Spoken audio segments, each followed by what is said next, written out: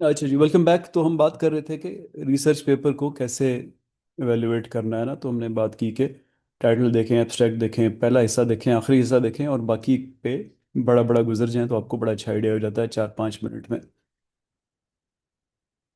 और आप अपने नोट्स ऑर्गेनाइज करते हैं और फिर हर पेपर की आप एक साइटेशन प्रिपेयर करके रखते हैं। अभी बहुत सारे टूल्स हैं जो ऑटोमेटिकली साइट कर देते हैं पेपर्स को। माइक्रोसॉफ्ट वर्ड के अंदर भी एक टूल है, इसी तरह एक्सटर्नल टूल्स भी हैं, बिबटेक्स वगैरह। ये नीचे जो चार वर्ड लिखे हुए हैं ना, बिबटेक्स, एंड नोट, रेफमैन और रेफवर्क्स, इसके अलावा भी मौजूद है। तो ये ऑटोमेटिकली भी आपके लिए कर सकते हैं। तो ये एक एग्जांपल है जो हम लोग, मेरे पीएचडी स्टूडेंट्स इस्तेमाल करते हैं किसी पेपर को समराइज करने में। तो आप ये भी इस्तेमाल कर सकते हैं, इससे मिलता जुलता कोई भी इस्तेमाल कर सकते हैं। लेकिन आइडिया ये है कि आपको ये मेजर चीज़ें पता हों कि इसने रिसेट मेथड क्या इस्तेमाल किया, इसकी मेजर फाइंडिंग्स क्या हैं। अब इसमें टेक्स्ट बहुत ज़्यादा है, इतना ज़्यादा टेक्स्ट आप लोगों को करने की ज़रूरत नहीं है। आप इस सारे को, ये जो मेजर फाइंडिंग्स लिखा हुआ है, आप इसको 3-4 फ्रेजेस भी लिख सकते हैं। यानी जो एक एक पैराग्राफ लिखा है, आप इसको एक एक लाइन भी लिख सकते हैं। इसी तरह फ्यूचर रिसर्च गाइड, ये बहुत लंबी है। ये कह लें कि ये एक लैंडमार्क पेपर है, इसलिए इसमें इतनी ज़्यादा चीज़ें हैं। वरना एक आध या दो तीन रिसर्च, फ्यूचर रिसर्च की सजेशंस होती हैं। इसी तरह रिसर्च मेथड को आप देखें तो ये ये मेटा एनालिसिस का पेपर है। यानी इसने रिव्यू किया है रिस्क पे सारे के सारे पेपर 1966 से 1996 के। तो ये इन दैट सेंस एक बड़ा कॉम्प्लेक्स और बहुत लैंडमार्क पेपर है। आपको जो पेपर मिले हो सकता है वैसा नहीं होगा। नॉर्मली पीएचडी स्टूडेंट्स या इवन अच्छे स्टूडेंट्स कोशिश करते हैं कि उनको मेटा एनालिसिस मिल जाए अपने टॉपिक के बारे में। तो वहाँ पे उनको एक ही पेपर में तकरीबन हर चीज़ मिल जाती है और फिर उन्होंने मुख्तलिफ डिटेल्स में जाना होता है, तो उसकी उसी पेपर के रेफरेंसेस से जाते रहते हैं। अब यहाँ पे इंटरनेट का इस्तेमाल, चैट जीपीटी तो खैर बिल्कुल भी आप नहीं कर सकते, क्योंकि चैट जीपीटी लिटरेचर रिव्यू में बहुत पुअर है, बल्कि वो काफ़ी दफ़ा आपको कह देगा कि मैं कर ही नहीं सकता। इंटरनेट का जनरल इस्तेमाल ज़रूर करें, क्योंकि ज़ाहिर है आपको लाइब्रेरीज़ में नहीं जाना पड़ेगा, आपको किताबें, फिज़िकल किताबें नहीं पढ़नी पड़ेंगी वगैरह वगैरह। आसानी से आप कर लेंगे, पैसे भी नहीं लगते। और इसमें एक डेमोक्रेटाइजेशन इफेक्ट भी है, यानी हर एक को, हर बंदा बहुत आराम से बगैर लाइब्रेरी की सब्सक्रिप्शन के, बगैर बस पे बैठ के लाइब्रेरी जाके पढ़ की ज़रूरत के पढ़ लेता है। और एकदम आपको आपकी एक्सेस पूरी दुनिया के लिटरेचर पे होती है। फ़ायदे क्या हैं इसके? फ़ायदे वही हैं जो उसके नुकसान क्या हैं, सॉरी। पहला फ़ायदा और पहला नुकसान एक ही है कि चीप जो है, उधर पैसे नहीं लगते। इधर चीप का मतलब है कि आप गलत चीज़ भी आपके पास आ सकती है जो वैल्यूएबल नहीं होती है। इसमें क्वालिटी कंट्रोल कोई नहीं होता। आप भी कल को इंटरनेट पे कुछ छाप दें, 2-3 हज़ार रुपए की वेबसाइट बनाएं और उसमें लिख दें चीज़ें, तो बस इंटरनेट पे आ गए आप, आपकी बात भी कोई पढ़ लेगा। चाहे इंपॉर्टेंट हो ना हो, मैं भी कर लूँगा, फलाना भी कर लेगा। तो सोशल मीडिया का जो आप कल हालत देख रहे हैं ना, वो इस सेंस में क्वालिटी कंट्रोल नहीं होता है इंटरनेट पे। यानी आप ये नहीं कह सकते कि चीज़ ऑथेंटिक है या नहीं है। इसी तरह आपको कंप्लीट सोर्स नहीं मिलता इंटरनेट से। इसी तरह आपको आप इधर उधर घूमना शुरू कर देते हैं, एक लिंक से दूसरे लिंक, दूसरे लिंक पे दूसरे लिंक, और मेन टॉपिक आपके दिमाग से निकल जाता है। इसी तरह इंटरनेट को आप साइट करना बड़ा मुश्किल होता है कि आपको कहाँ से मिला। आप कहेंगे मैं, एक फलानी वेबसाइट है rotten tomatoes.com, उसमें लिखा हुआ था, तो वो आपके रिव्यूअर कहेंगे यार कोई काम की बात करो, ये किधर पहुंच गए तुम। और may be overwhelming and distracting, यानी कि बहुत ज़्यादा होता है इसके अंदर मवाद, और आप इधर से उधर घूमते रहते हैं। अच्छा, बेस पेपर पे जाने से पहले मैं आपको आपसे एक चीज़ शेयर करता हूँ। ये आप, एक आसान तरीका ये होता है कि आप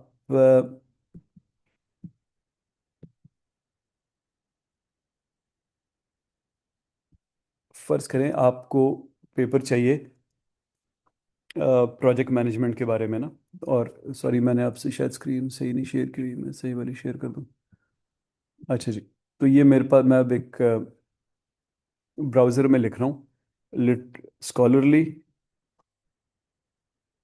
papers on dam construction project management. तो ये मुझे टेलर और फ्रांसिस पे आ गया। हम्म। तो टेलर फ्रांसिस के आर्टिकल को मैं क्लिक करता हूँ। आपको नज़र आ रहा है ना ये जो मैं कर रहा हूँ?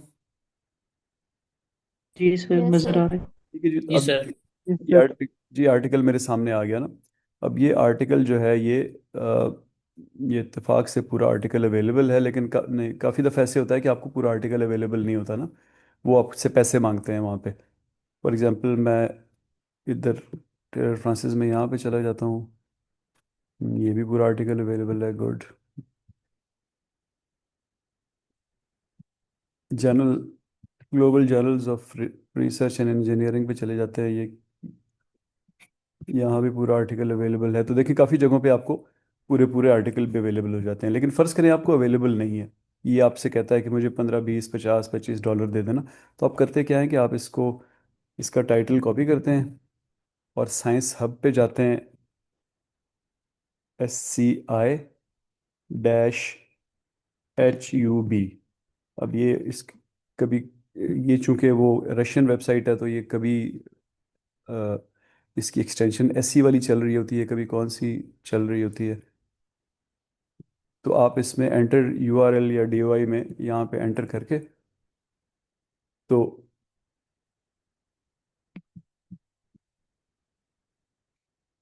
लिखते हैं, तो आपको अपना पेपर यहाँ पे सारे का सारा डाउनलोड होने के लिए मिल जाएगा फ्री में, यानी पैसे आपके नहीं लगेंगे।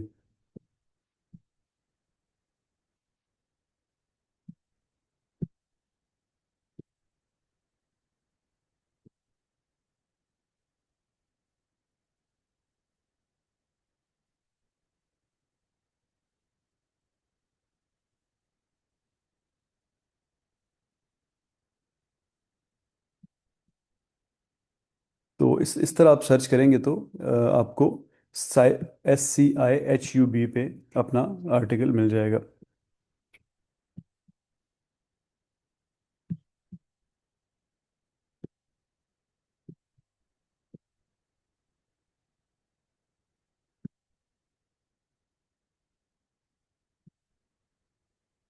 अच्छा जी। अभी वापस आपको अपनी प्रेजेंटेशन नज़र आ रही है?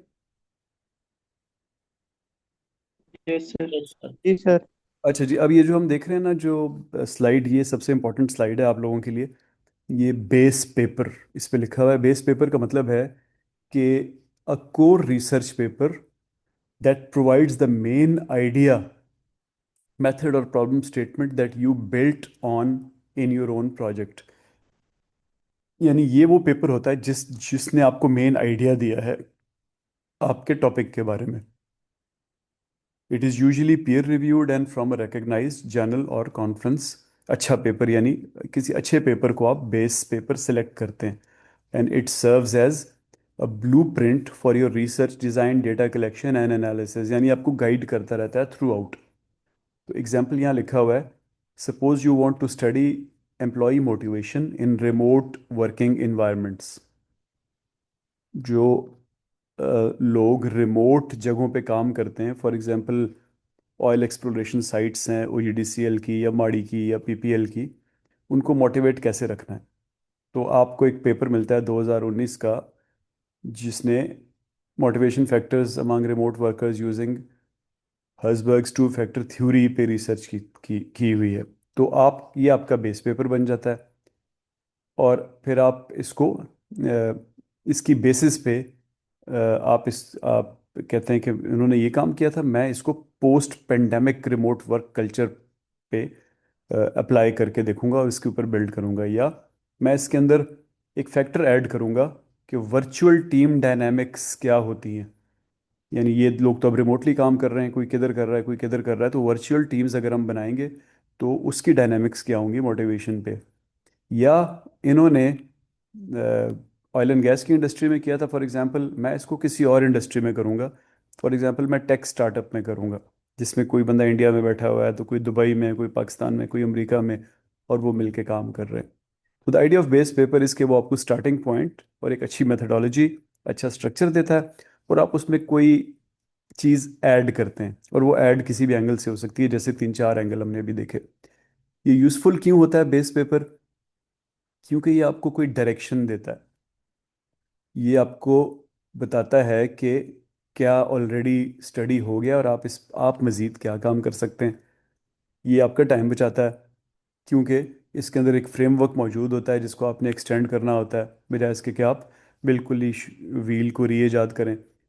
ये आप आपकी स्टडी को क्रेडिबल बनाता है, क्योंकि आपने अपने आप को एक बड़े पेपर के साथ अटैच कर लिया ना।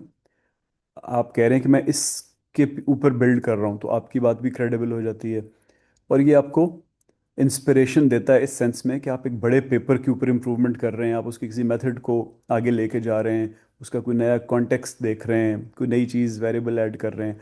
तो ये आपको भी मोटिवेट करता है, इंस्पायर करता है कि आप एक मज़ीद अच्छी रिसर्च करें। तो आप सब ने, आप लोग जब आपने अपना असाइनमेंट सेट आगे वाला देख लिया होगा, तो उसमें बेस पेपर भी आपने एक ढूंढना है और उसको अपने पेपर में शामिल करना है। अभी वो असाइनमेंट ड्यू नहीं हुई, वो असाइनमेंट टू है, लेकिन उसमें ये चीज़ शामिल है, तो आप लोगों ने इसको बड़े गौर से देखना है।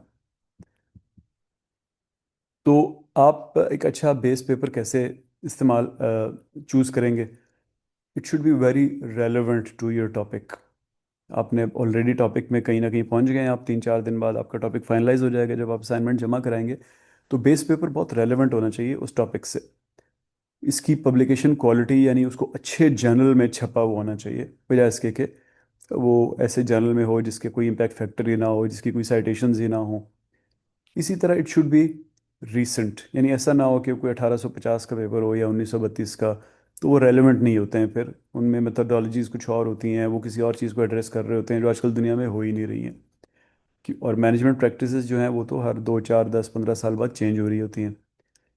इसकी मेथडोलॉजी बहुत स्ट्रांग होनी चाहिए, यानी वो उसमें रिसर्च मेथड जो हम इंशाल्लाह आगे डिटेल में मज़ीद पढ़ते रहेंगे, उसका बहुत स्ट्रांग होना चाहिए। और it should be easier to replicate, यानी वो नज़र आ रहा हो कि जिस इस तरह इसने काम किया, मैं भी वैसे ही कर सकता हूँ।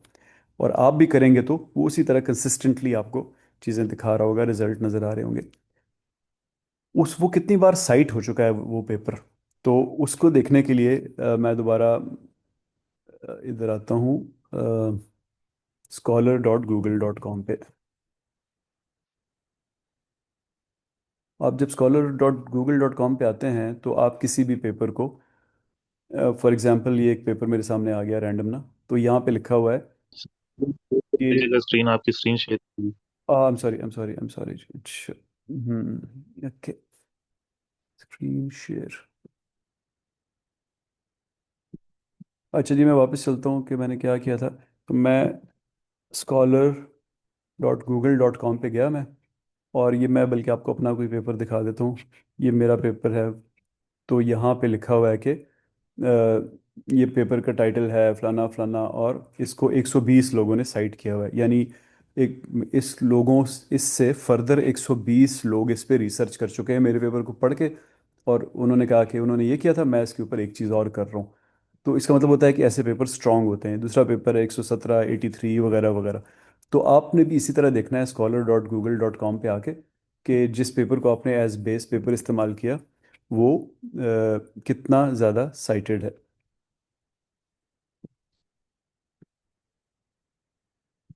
अच्छा जी, स्कोप फॉर एक्सटेंशन, यानी आपके केस में बेस पेपर फिर वो अच्छा होगा जिसमें आगे कोई इम्प्रूवमेंट की गुंजाइश हो। अगर फर्ज करें वो ऐसा सोल्यूशन दे देता है कि बस अब मज़ीद इम्प्रूवमेंट हो ही नहीं सकती और एप्लीकेशंस हो ही नहीं सकती, तो फिर ज़ाहिर है फिर आप उस पर मज़ीद काम नहीं कर सकेंगे ना, तो वो फिर अच्छा बेस पेपर नहीं होगा। अगली चीज़ है एक्सेसिबिलिटी। कभी कभी ऐसा होता है कि पेपर्स जो हैं वो आपको फुल कंटेंट ग्रांट नहीं कर रहे होते। ये जैसे मैंने साइहब बताया आपको, तो कभी कभी साइहब पे नहीं मिलते, आपको डेटाबेस में नहीं मिलते, तो ज़ाहिर है वो फिर आपके काम का नहीं है। इसी तरह कुछ पेपर्स की लैंग्वेज बहुत मुश्किल होती है, it's very difficult to understand. जैसे मैं आपको भी मैंने आपको scholar.google.com पे जो भी अपने दो पेपर दिखाए, वो they should be very easy to read. लेकिन ये एक और, सॉरी मैं फिर शेयर ये वाला कर लूँ आपसे। ये एक और पेपर है मेरा, प्रोजेक्ट परफॉर्मेंस एंड कॉन्टीन्यूसी थ्योरी। आप इसको पढ़ेंगे तो आपको बहुत मुश्किल होगी पढ़ने में, क्योंकि इसकी लैंग्वेज बहुत ज़्यादा मुश्किल है और ये बेसिकली लिखा ही इसलिए नहीं गया कि इसको स्टूडेंट्स पढ़ें। ये तो यानी it's a thought paper kind of thing, तो वो ऐसे भी आपके काम के नहीं होंगे, क्योंकि वो आप एक या तो आपसे पढ़े नहीं जाएंगे, या अगर आपने बड़ी मुश्किल से पढ़ भी लिए तो उसमें आगे जाने के लिए थियोरेटिकल रिसर्च चाहिए होगी, यानी कोई फंडामेंटल थ्योरी पे आपको बात करनी पड़ेगी, जो कि एमएस लेवल पे नॉर्मली स्टूडेंट्स नहीं कर सकते, उनके पास इतना टाइम ही नहीं होता। 2 4 6 महीने या ज़्यादा से ज़्यादा 2 सेमेस्टर होते हैं, तो उसमें थियोरेटिकल पेपर्स पे काम बहुत मुश्किल होता है। तो ये आप राइट साइड पे देखें तो एक एग्जांपल लिखी हुई है कि आपका जो ओपनिंग पैराग्राफ होगा, जो आखिर में आप अपना पेपर या प्रोजेक्ट जमा कराएंगे, उसमें फ़र्ज़ करें आपने स्मिथ 2019 को अपना बेस पेपर सेलेक्ट किया, तो आप कुछ ऐसे शुरू करेंगे कि the wide spread adoption of remote work arrangements, particularly following COVID-19 pandemic, has brought renewed attention to the factors influencing employee motivation in virtual environments. A foundational study by Smith 2019 applied so and so. While this research provides important groundwork, the evolving nature of remote work necessitates further examination.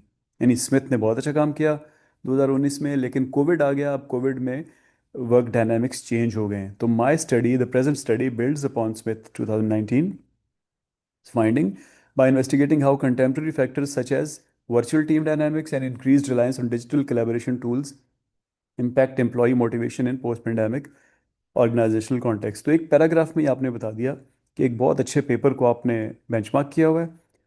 उसमें चूंकि वो pandemic से पहले था, ज़ाहिर है pandemic की बात नहीं हुई, पेंडेमिक आई है। पेंडेमिक में रिमोट वर्क में नई चीज़ें आ गई हैं, जैसे वर्चुअल टीम्स और डिजिटल कोलैबोरेशन टूल्स, तो अब इनको भी देखना बहुत ज़रूरी है कि वो एम्प्लॉय मोटिवेशन को कैसे अफेक्ट करते हैं।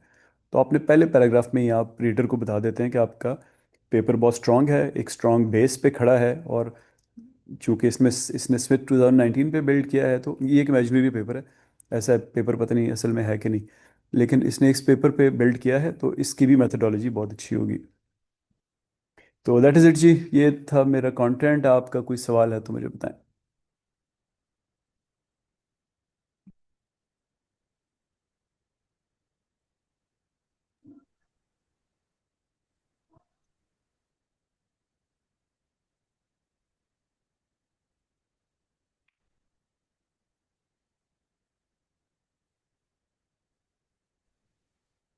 सलामकुम सर, तौकीर बात कर रहा हूँ। क्या हाल है? ठीक है ठीक जी, अल्लाह का शुक्र तकीर। सर। ये आपने बताया है ये जो सेट हब में, इसमें हम जाके बेस पेपर को लिख सकते हैं, यानी जो टॉपिक हमने यानी सेलेक्ट किया है उसको जाके उसमें हम लिख के मजीद उसको पढ़ सकते हैं। हाँ, मैं अब आपको एक मिनट ना, अगर आपसे स्क्रीन शेयर कर लूँ।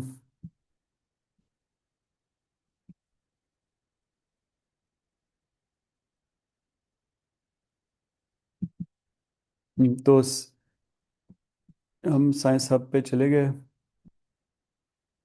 तो इसकी कभी कौन सी एक्सटेंशन चल रही है, तो कभी कौन सी, तो हो सकता है एक दो ना चले। ये हमें समझ रहा है कि हम इंडिया में बैठे हुए हैं, तो इसलिए बार बार हमें बता रहा है कि इंडिया में बैंड है ये। लेकिन कोई ना कोई आप मुख्तलिफ को क्लिक करेंगे तो कोई ना कोई आ जाएगा। तो जैसे मैंने थोड़ी देर पहले बल्कि हम यहाँ पे पहले इससे पूछते हैं चैट जीपीटी से कि किसी टॉपिक में हमें कोई लैंडमार्क पेपर बताओ। फॉर एग्जांपल आपका please list a few groundbreaking papers, scholarly papers on construction work team dynamics.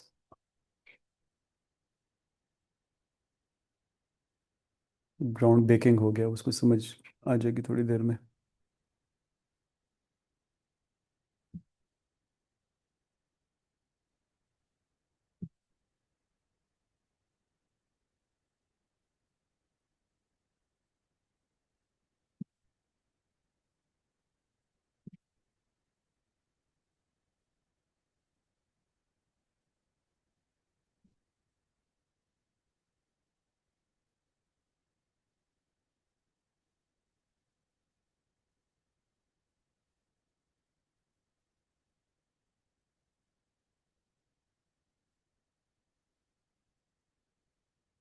तो इसने एक पेपर लिख दिया, टेटम एंड डफ।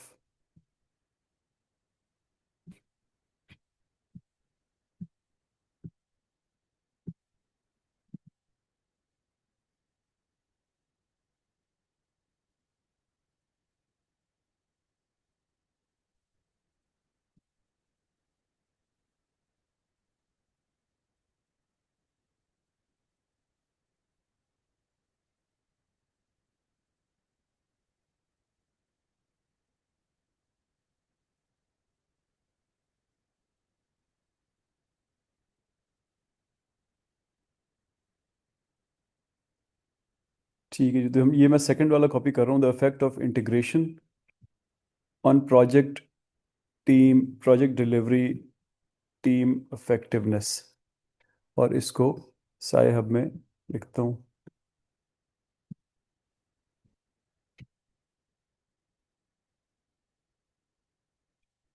तो ये देखें, इसने ना ये सारे का सारा पेपर यहाँ पे खोल के मुझे दे दिया, ठीक है। तो आप इसको यहाँ से डाउनलोड के बटन से डाउनलोड कर सकते हैं। ये आप लोगों को नज़र आ रहा है ना? जी सर। जी, तो इस तरह आपको थोड़ी वो हिट एंड ट्रायल करना पड़ेगा, कोई इनकी साइट चल रही होती है, कोई नहीं चल रही होती, लेकिन at the end of the day meal जाता है पेपर आपको। तो ये पाकिस्तान में तो फिलहाल इस पे कोई कॉपीराइट्स के इशू नहीं है, लीगैलिटी के इश्यूज नहीं है, लेकिन अब्रॉड अगर आप हों तो you have to be careful, वहाँ पे इस पे कॉपीराइट्स के इशू हो सकते हैं।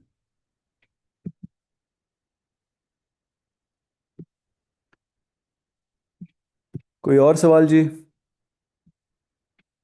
चलें। जी जी, साथ कोई सवाल है आपका?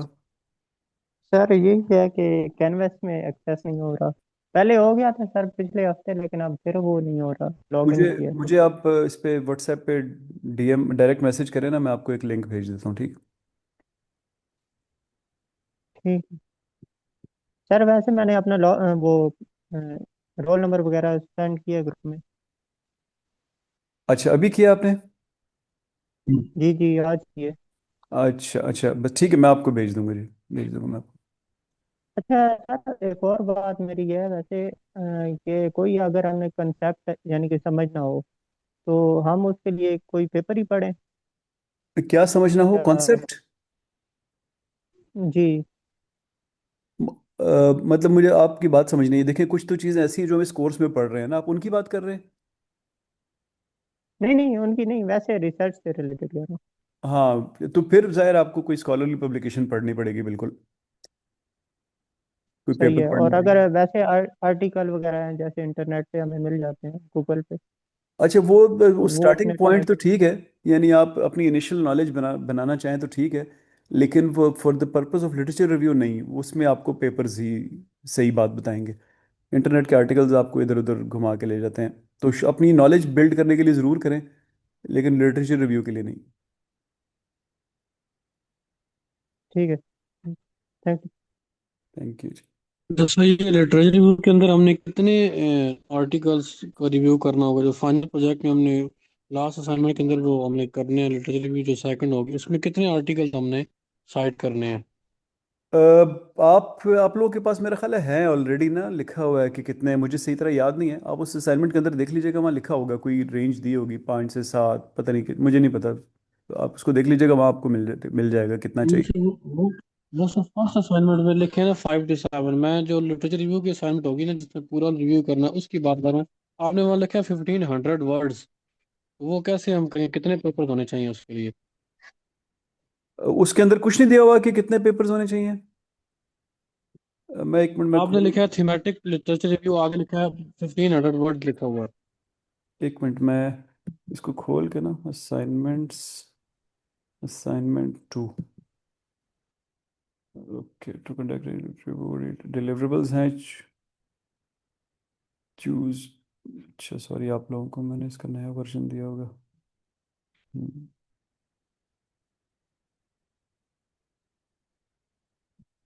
मैं इसको उधर से आपके यहाँ से खोल लेता हूँ, असाइनमेंट्स।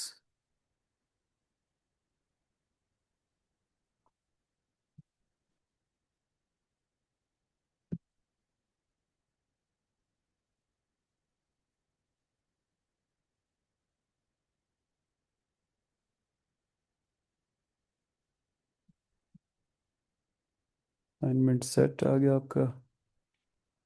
और